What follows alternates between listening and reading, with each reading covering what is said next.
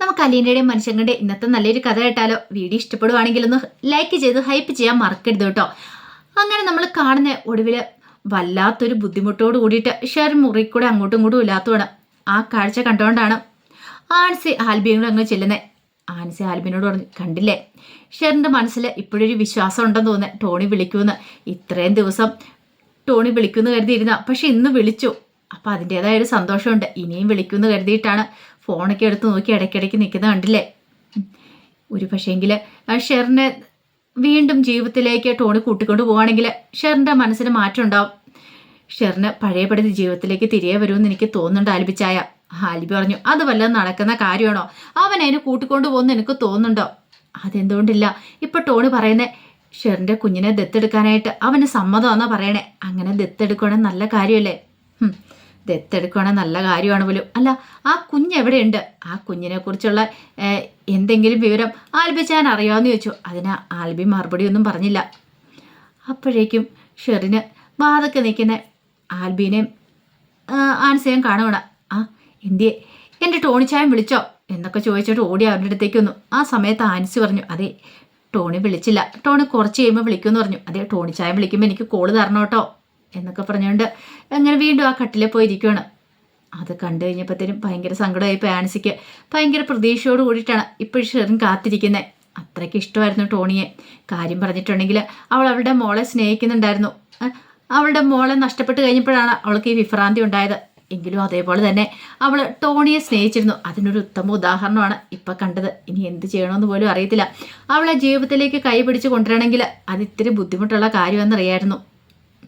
ആ സമയത്ത് കൃഷ്ണയും ബബിതയും രഞ്ജിനിയും കൂടെ ചേർന്നിട്ട് മനുവിൻ്റെ മുറിയിലേക്ക് വരികയാണ്. അപ്പം മനു അലീനയും രോഹിത്തും കൂടെ സംസാരിക്കുന്നുണ്ട്. അല്ല, നിങ്ങളുടെ സംസാരം എതിരായിട്ടും തീർന്നില്ലേ? അലീന ചേച്ചി ഫുഡ് കഴിക്കാൻ വിളിച്ചോണ്ട് താഴേക്ക് വരാമെന്ന് പറഞ്ഞ് കയറി വന്നാണല്ലോ. അത് കേട്ടപ്പോൾ രോഹിത്ത് പറഞ്ഞു, അതിൻ്റെ ഇടയ്ക്ക് ഇവിടെ വലിയ സംഭവമൊക്കെ ഉണ്ടായി. എന്ത് സംഭവം? ഇവിടെ അവിഹിതമാണെന്നും പറഞ്ഞുകൊണ്ട്. അവിഹിതമോ? എന്തവിഹിതം? മനു പറഞ്ഞു, ഒന്നും പറയണ്ട, അമ്മ എൻ്റെ ഇടയ്ക്ക് കയറി വന്നായിരുന്നു. ഞാനും അലീനയും കൂടെ സംസാരിച്ചിരിക്കുമായിരുന്നു. അപ്പോൾ രോഹിത് ബാത്റൂമിലായിരുന്നു. ആ സമയത്ത് അമ്മ വിചാരിച്ചുകൊണ്ടിരുന്നേ അലീനയും ഞാനും കൂടെ മുറിയിൽ വേറെ എന്തോ പരിപാടിയായിരുന്നെന്ന്. അങ്ങനെ അമ്മയുടെ സംശയം അറിയാലോ. അത് കേട്ടതും കൃഷ്ണയും ഭവിത എല്ലാവരും കൂടെ ചിരിച്ചു. രഞ്ജിനി പറഞ്ഞു, അല്ലെങ്കിലും ഈ അമ്മയ്ക്ക് ഇങ്ങനെയാ. അമ്മയ്ക്ക് ഇത് എന്തിൻ്റെ കേടാന്ന് എനിക്ക് മനസ്സിലാകാത്ത. എത്ര പറഞ്ഞാലും അമ്മയുടെ തലയിലേക്കൊട്ട് കയറാനും പോകുന്നില്ല. രോഹിത്ത് പറഞ്ഞു, ആ സമയത്ത് ആൻറ്റിയുടെ മുഖം ഒന്ന് കാണായിരുന്നു. ആൻറ്റി ശരിക്കും നാണം കെട്ടുപോയി. കൃഷ്ണമോള് പറഞ്ഞു, അതുപോലെ തന്നെ ഒരു സ്വഭാവമാണ് ഈ എൻ്റെ അമ്മയുടെ കാര്യം. പറഞ്ഞിട്ട് കാര്യമൊന്നുമില്ല. അമ്മയ്ക്കാണെങ്കിലോ ഇതുപോലെ തന്നെ സംശയമാണ്. അപ്പോഴേക്കും അലീന പറഞ്ഞു, എന്തെങ്കിലും കാര്യം ചെയ്യാം, താഴേക്ക് വാ, ഞാൻ ആഹാരം വിളമ്പാന്ന് പറഞ്ഞു. അങ്ങനെ അവരെല്ലാം കൂട്ടിക്ക് താഴേക്ക് വരുന്നുണ്ട്. പിന്നീട് രഞ്ജിനി എന്നിട്ട് കമലയെ കഴിക്കാൻ വിളിക്കണം. അപ്പോഴേക്കും കമല ആകെപ്പാടെ ദേഷ്യപ്പെട്ട് മുറിയിലിരിക്കുന്നുണ്ടായിരുന്നു. രഞ്ജിനി പറഞ്ഞു, അമ്മ കഴിക്കാൻ വരുന്നില്ലേ? ഞാൻ വന്നോളാം. അമ്മ എന്തിനാ ചുമ്മാ മനുവേട്ടൻ്റെ മുറിയിൽ പോയി അങ്ങനെയൊക്കെ പറഞ്ഞ്? അമ്മയ്ക്ക് നാണമില്ലമ്മേന്ന് ചോദിച്ചു. ഓഹോ, അപ്പം ഇത്ര പെട്ടെന്ന് അത് കാതിലൊക്കെ എത്തിയോ? എൻ്റെ അമ്മേ, ആരെങ്കിലും ചെയ്യുന്ന പരിപാടിയാണ് അങ്ങനെയൊക്കെ. എടി ഞാൻ ചെയ്യും, എൻ്റെ മോൻ്റെ കാര്യം ഞാൻ നോക്കണം, വേറെ ആരെങ്കിലും നോക്കുമോയെന്ന് ചോദിച്ചു. എന്തേലും ആയിക്കോട്ടെ, കഴിക്കാൻ വരാൻ പറഞ്ഞു. അങ്ങനെ ഒടുവിൽ രഞ്ജിനി താഴേക്ക് ഇറങ്ങി വന്നു. ഈ സമയത്ത് വൈജയന്തിയെ കഴിക്കാനായിട്ട് പോയി വിളിച്ചിട്ടുണ്ടായിരുന്നു ബബിത. വൈജയന്തി വരുമ്പോഴത്തേനും അലീന ഡൈനിങ് ടേബിളിലേക്ക് സാധനങ്ങളൊക്കെ എടുത്ത് വെച്ചുകൊണ്ടിരിക്കുകയാണ് കഴിക്കാനുള്ള. അലീന ഒന്ന് രൂക്ഷമായിട്ട് നോക്കി. എന്നിട്ട് വൈജയന്തി അവിടെ നിന്ന് വന്നിരുന്നു. ഇച്ചിരി കഴിയുമ്പോൾ ശിവശങ്കരനും കമലയൊക്കെ വന്നു. ആ സമയത്ത് രഞ്ജിനിയും കൃഷ്ണയും ബബിതയും കഴിക്കാൻ നിൽക്കുക. കമല ചോദിച്ചു, നീ എന്താടി കഴിക്കണില്ലേ എന്ന് ചോദിച്ചു. ഞാൻ പിന്നെ കഴിച്ചോളാം, ഞങ്ങൾ മൂന്നുപേരും ഒരുമിച്ച് കഴിച്ചോളാം എന്ന് പറഞ്ഞു. ഓ, എങ്കിലും അങ്ങനെ ആയിക്കോട്ടെ എന്ന് കമല ഒരു ഒഴുക്കം മട്ടി പറഞ്ഞു. അങ്ങനെ അലീനയും ഭവിതയും എല്ലാവരും കൂടെ ചേർന്നിട്ട് അവർക്കൊക്കെ ഫുഡ് വിളമ്പി കൊടുക്കുകയാണ്. അങ്ങനെ ഫുഡ് വിളമ്പി കൊടുത്ത് കഴിച്ചുകൊണ്ടിരിക്കണ സമയത്ത് വൈജയ്ക്കാണിങ്ങനെ ഓരോന്നിങ്ങനെ തികട്ടി വന്നുകൊണ്ടിരിക്കുക. കുത്തി പറയാഞ്ഞിട്ട് ഒരു മനസ്സമാധാനം ഒന്നും ഉണ്ടായിരുന്നില്ല. ഈ സമയം ശിവശങ്കരൻ ചോദിച്ചു, അല്ല വൈജയ്, നിന്റെ തീരുമാനം എന്താ? നീ ഇവരോടൊപ്പം അങ്ങോട്ടേക്ക് പോകുന്നുണ്ടോ? അവിടേക്ക് പോവാനോ? ഞാനൊരു കാര്യം പറഞ്ഞിട്ടുണ്ട് ശിവേട്ട, അങ്ങനെ ഞാൻ പോകുന്നില്ല എന്ന് പറഞ്ഞു. എടാ രോഹി, ഇനിയിപ്പം നിങ്ങൾ ഇവിടെ തന്നെയാണോ? അമ്മ പോകുന്നില്ല എന്നല്ലേ പറഞ്ഞേ? അപ്പം പിന്നെ നിങ്ങൾ ഇവിടെ തന്നെ നിൽക്കാൻ തീരുമാനിച്ചോ? അങ്കിളെ, ഞങ്ങൾ പറഞ്ഞല്ലോ, അമ്മയില്ലാതെ ഞങ്ങൾ അങ്ങോട്ടേക്ക് പോകുന്നില്ല, ഞങ്ങൾ എന്തായാലും ഇവിടെ തന്നെ നിൽക്കാൻ തീരുമാനിച്ചു. അത് കേട്ടതും വൈജ പറഞ്ഞു, ആയിക്കോട്ടെ, അല്ലെങ്കിലും എനിക്കറിയാം ഇത് ഇങ്ങനെയൊക്കെ വരുവുള്ളെന്ന്. എടാ കണ്ടവന്മാരുടെയൊക്കെ വാക്ക് കേട്ടിട്ടെ ഓരോ നിനക്ക് ഇറങ്ങി പുറപ്പെട്ടിട്ടുണ്ടെങ്കിൽ അതിൻ്റെ അനുഭവം നിനക്ക് കിട്ടിയിട്ടുണ്ടല്ലോ. ഇനി അങ്ങനെ തന്നെ ആയിരിക്കും എന്ന് പറഞ്ഞു. പക്ഷെ അത് കേട്ട് കഴിഞ്ഞപ്പോൾ കമലയ്ക്ക് അത് കൊണ്ടു. കമല ഓർത്തെ അത് ഹരിയെ കൂടെ ഉദ്ദേശിച്ച് പറഞ്ഞായിരിക്കുന്നു. പെട്ടെന്ന് കമല അങ്ങ് ചാടി എഴുന്നേറ്റു. അതെന്ത് വർത്താനാ വൈജ നീ പറയണത്? ഓഹോ, ഇപ്പോഴല്ലേ കാര്യങ്ങൾ മനസ്സിലായത്. എന്നാലും നീ ഇങ്ങനെ പറയേണ്ട കാര്യം ഉണ്ടായിരുന്നില്ല. അത് കേട്ടപ്പോൾ വൈജ പറഞ്ഞു, അതിന് ഞാനെന്താ കമലയെടുത്തി പറഞ്ഞേ? നീ എന്താ പറഞ്ഞെന്നുള്ളതിൻ്റെ അർത്ഥമൊക്കെ എനിക്ക് മനസ്സിലായി. ഇത് കേട്ടപ്പോൾ മനുശങ്കർ പറഞ്ഞു, വൈജാൻറ്റി പറഞ്ഞത് വേറെന്ന്, പക്ഷെ അമ്മയ്ക്ക് തിരിഞ്ഞ് വേറെന്ന്. അമ്മയുടെ മനസ്സിൽ എന്തായിരുന്നു അറിയാവോ? അമ്മയുടെ മോനെക്കുറിച്ചുള്ള ചിന്തകളായിരുന്നു. ഹരിയേയും കൂടെ ആ കേസിലേക്ക് വലിച്ചഴിച്ചിട്ടത് അമ്മയുടെ മോനാന്നുള്ള കാര്യം. അതുകൊണ്ടാണ് അമ്മയ്ക്ക് അത് കൊണ്ടത്. ഒരു കാര്യം പറഞ്ഞിട്ടുണ്ടെങ്കിൽ അത് വേറെ രീതിയിൽ അമ്മയ്ക്ക് കൊള്ളുന്നതെന്ന് മനസ്സിലായില്ലേ? നമ്മളത് വേറൊന്നും മനസ്സിൽ ചിന്തിക്കും, പക്ഷെ അമ്മ അങ്ങനെ ആയിരിക്കില്ല. എന്താണെങ്കിലും വൈജാൻറ്റി പറഞ്ഞത് അങ്ങനെ അമ്മയ്ക്ക് തിരിഞ്ഞെന്ന് പറഞ്ഞു. അത് കേട്ടപ്പോൾ വൈജയന്തി പറഞ്ഞു, ഞാനങ്ങനെയൊന്നും പറഞ്ഞില്ലല്ലോ കമലെടുത്തേന്. വേണ്ട, ഇനി കൂടുതലൊന്നും പറയണ്ട. നിങ്ങൾ എന്താന്ന് വെച്ചാൽ ചെയ്തോ, തിന്നുവോ കുടിക്കുവോ തലയെ കൂടെ കമിഴ്ത്തുവോ എന്നും പറഞ്ഞിട്ട് ദേഷ്യപ്പെട്ട് കമല അങ്ങോട്ട് എഴുന്നേറ്റ് പോയി. വൈജയ്ക്കൊക്കെ അടി കിട്ടിയ പോലെ പോയി. ഇത്രയ്ക്ക് പ്രതീക്ഷിച്ചിട്ടുണ്ടായിരുന്നില്ല വൈജ. പിന്നീട് വൈജ അലിനെ രൂക്ഷമായിട്ട് നോക്കി. എന്നിട്ട് രോഹിത്തിനോട് പറഞ്ഞു, ഇപ്പം നിനക്ക് സമാധാനമായല്ലോ അല്ലേ? അതുകൊണ്ട് ഞാനെന്ത് തെറ്റ് ചെയ്തമ്മേ? അമ്മ തന്നെയല്ലേ പറഞ്ഞത്? ശിവശങ്കരൻ പറഞ്ഞു, കഴിക്കാനിരിക്കുന്ന സമയത്തെങ്കിലും ഒരു മനസ്സമാധാനത്തോടു കൂടി കഴിക്കാൻ ഓർത്തിരുന്നോ? അപ്പത്തേനും അവിടെ ഇവിടെയും പറഞ്ഞു ഓരോ പ്രശ്നങ്ങൾ ഉണ്ടായിക്കൊണ്ടിരിക്കുന്നു. വൈജാൻ കഴിക്കാതെ എഴുന്നേറ്റ് പോയി. ശിവശങ്കരൻ പറഞ്ഞു, വേണ്ടാത്തവരൊന്നും കഴിക്കണ്ട, വേണ്ടവരൊക്കെ കഴിച്ചാൽ മതി. മനു പറഞ്ഞു, ഞാൻ എന്താണെങ്കിലും കഴിക്കുമെന്ന് പറഞ്ഞു. അങ്ങനെ മനുവും രോഹിത്തും അവരെല്ലാവരും കൂടെ സന്തോഷത്തോടെ ഇരുന്ന് കഴിക്കുന്നുണ്ട്. പിന്നീടാണ് രഞ്ജിനിയും അലീനും ബബിതയും കൃഷ്ണമോളും ഒക്കെ കഴിക്കാനിരിക്കുന്നത്. അവർ സന്തോഷത്തോടു കൂടി ഇരുന്ന് കഴിക്കുന്നത്.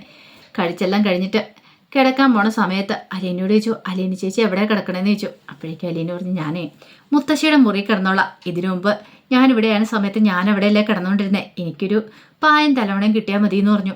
അപ്പോഴേക്കും പൈത് പറഞ്ഞു, അതൊന്നും വേണ്ട, നമുക്കെല്ലാവർക്കും കൂടെ ഒരു കാര്യം ചെയ്യാം, രഞ്ജിനിയുടെ മുറി കിടക്കാമെന്ന് പറഞ്ഞു. വേണ്ട, നിങ്ങളെല്ലാവരും കൂടെ അവിടെ പോയി കിടന്നോ.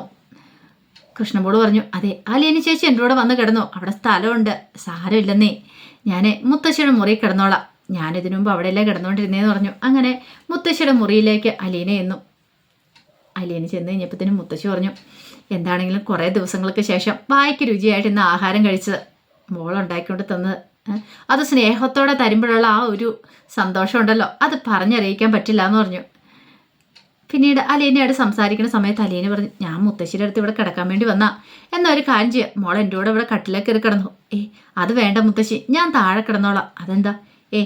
മുത്തശ്ശി അവിടെ കിടന്നോ, ഞാനിവിടെ കിടന്നോളാന്ന് പറഞ്ഞു. അങ്ങനെ കിടക്കുന്ന സമയത്തും അലീനയോട് വാദോരാ സംസാരിക്കുന്നുണ്ട്. ഇപ്പം സൗദാമിനി മുത്തശ്ശിക്ക് അറിയാലോ തൻ്റെ കൊച്ചുമോള ഇതെന്നുള്ള കാര്യങ്ങളൊക്കെ.